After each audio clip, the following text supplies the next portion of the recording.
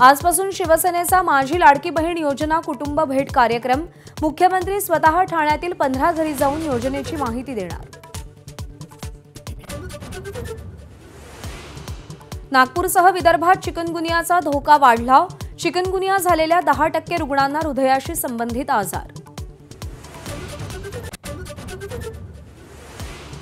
जायकवाडी धरणाचे आणखी 6 दरवाजे उघडले। धरणातून 6288 क्युसेकनं पाण्याचा विसर्ग।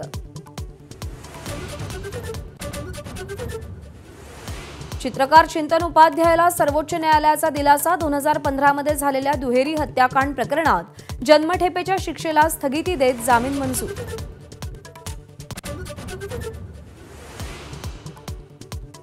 आज गौराईचं आगमन। 1.5 दिवसांच्या माहेरवाशिणीचा पाहुणचार करण्यासाठी घरोघरी लगबग।